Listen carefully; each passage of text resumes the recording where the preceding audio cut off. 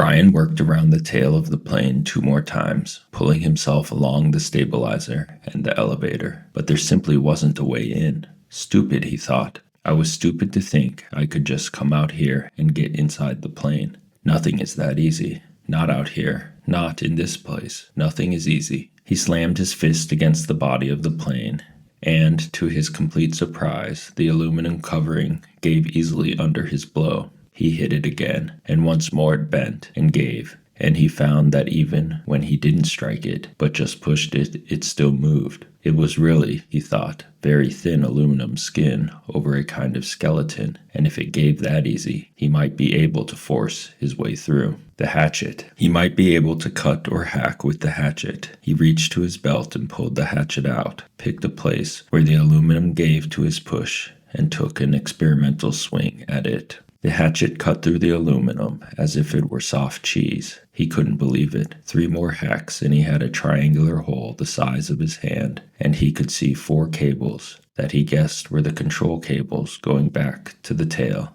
and he hit the skin of the plane with a frenzied series of hacks to make a still larger opening, and he was bending a piece of aluminum away from 2 aluminum braces of some kind when he dropped the hatchet. It went straight down past his legs. He felt it bump his foot and then go down into the water, and for a second he couldn't understand that he had done it. For all this time, all the living and fighting, the hatchet had been everything. He had always worn it. Without the hatchet he had nothing. No fire, no tools, no weapons. He was nothing. The hatchet had been him, and he had dropped it. Ah! He yelled it, choked it out, a snarl cry of rage at his own carelessness. The hole in the plane was still too small to use for anything, and now he didn't have a tool. That was the kind of thing I would have done before, he said to the lake, to the sky, to the trees. When I came here, I would have done that. Not now, not now. Yet he had, and he hung on the raft for a moment and felt sorry for himself, for his own stupidity. But as before, the self-pity didn't help, and he knew that he had only one course of action. He had to get the hatchet back.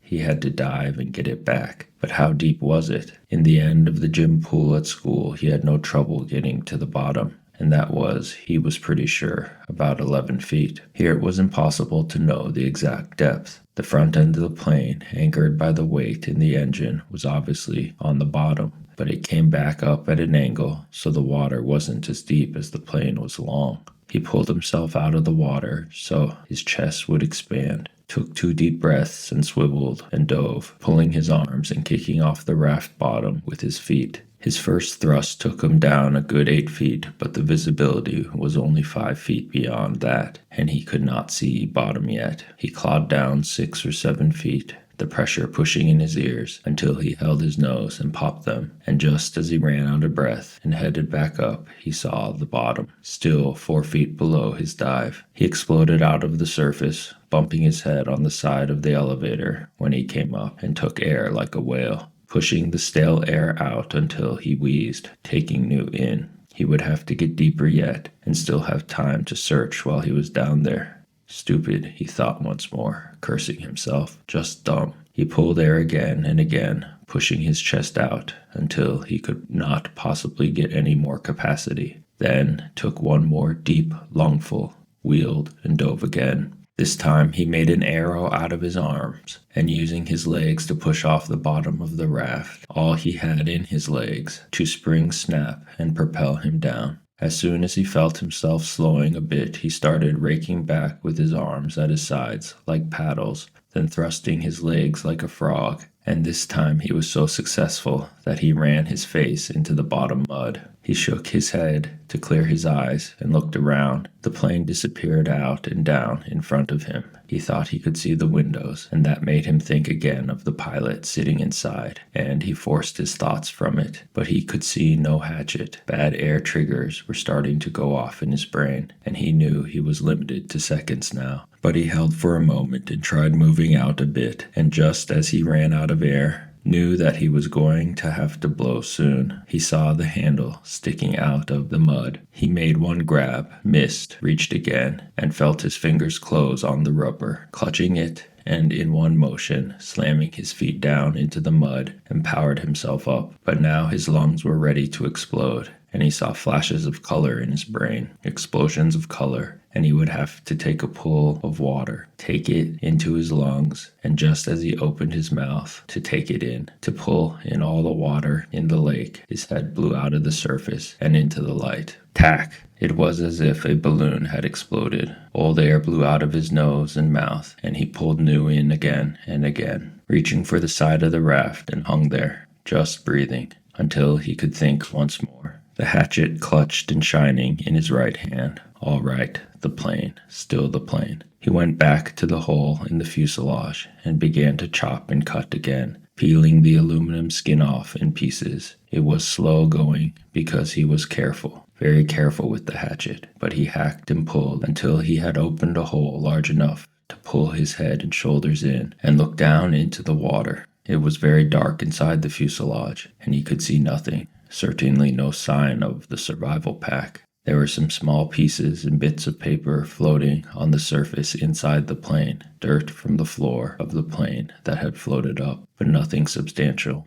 Well, he thought, did you expect it to be easy? So easy that way? Just open her up and get the pack, right? He would have to open it more, much more, so he could poke down inside and see what he could find. The survival pack had been a zippered nylon bag, or perhaps canvas of some kind, and he thought it had been red, or was it gray? Well, that didn't matter. It must have been moved when the plane crashed, and it might be jammed down under something else. He started chopping again, cutting the aluminum away in small triangles, putting each one on the raft as he chopped. He could never throw anything away again, he thought, because they might be useful later. Bits of metal, fish arrowheads or lures maybe. And when he finally finished again, he had cleaned away the whole side and top of the fuselage that stuck out of the water, had cut down into the water as far as he could reach, and had a hole almost as big as he was, except that it was crossed and crisscrossed with aluminum, or it might be steel, he couldn't tell. Braces and formers and cables. It was an awful tangled mess, but after chopping some braces away, there was room for him to wiggle through and get inside. He held back for a moment, uncomfortable with the thought of getting inside the plane. What if the tail settled back to the bottom and he got caught and couldn't get out? It was a horrible thought, but then he reconsidered. The thing had been up for 2 days now, plus a bit, and he had been hammering and climbing on it, and it hadn't gone back down. It seemed pretty solid. He eeled in through the cables and formers, wiggling and pulling until he was inside the tail and his head clear of the surface of the water and his legs down on the angled floor. When he was ready, he took a deep breath and pushed down along the floor with his legs, feeling for some kind of fabric or cloth, anything with his bare feet. He touched nothing but the floor plates. Up, a new breath. Then he reached down the formers underwater and pulled himself beneath the water, his legs pushing down and down, almost to the backs of the front seats. And finally, on the left side of the plane, he thought he felt his foot hit cloth or canvas. Up for more air. Deep breathing, then one more grab at the formers, and pushing as hard as he could, he jammed his feet down, and he hit it again. Definitely canvas or heavy nylon, and this time when he pushed his foot, he thought he felt something inside it, something hard. It had to be the bag, driven forward by the crash. It was jammed into the backs of the seats and caught on something. He tried to reach for it and pull, but didn't have the air left, and went up for more. His lungs filled with great gulps, he shot down again, pulling on the formers until he was almost there. Then, wheeling down head first, he grabbed at the cloth. It was the survival bag. He pulled and tore at it to loosen it, and just as it broke free and his heart leapt to feel it rise, he looked up above the bag. In the light coming through the side window, the pale green light from the water, he saw the pilot's head only. It wasn't the pilot's head any longer. The fish he had been eating all this time had to eat too. They had been at the pilot all this time, almost 2 months, nibbling and chewing, and all that remained was the not quite clean skull, and when he looked up it wobbled loosely. Too much, too much. His mind screamed in horror, and he slammed back and was sick in the water, sick so that he choked on it and tried to breathe water and could have ended there, ended with the pilot where it almost ended when they first arrived, except that his legs jerked. It was instinctive,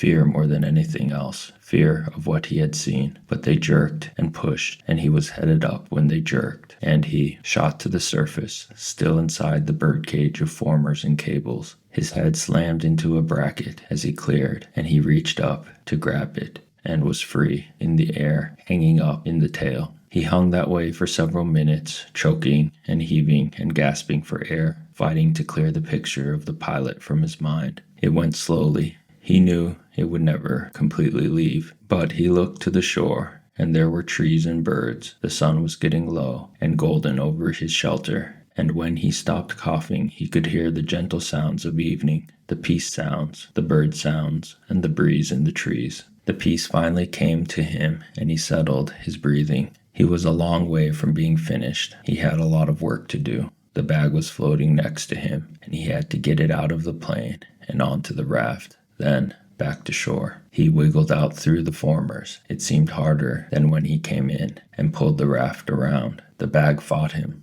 It was almost as if it didn't want to leave the plane. He pulled and jerked, and still it wouldn't fit. And at last he had to change the shape of it, rearranging what was inside by pushing and pulling at the sides until he had narrowed it and made it longer. Even when it finally came, it was difficult, and he had to pull first at one side, then another, an inch at a time, squeezing it through. All of this took some time, and when he finally got the bag out and tied on the top of the raft, it was nearly dark. He was bone tired from working in the water all day, chilled deep, and he still had to push the raft to shore. Many times he thought he would not make it. With the added weight of the bag, which seemed to get heavier by the foot, coupled with the fact that he was getting weaker all the time, the raft barely seemed to move. He kicked and pulled and pushed, taking the shortest way straight back to shore, hanging to rest many times, then surging again and again. It seemed to take forever, and when at last his feet hit bottom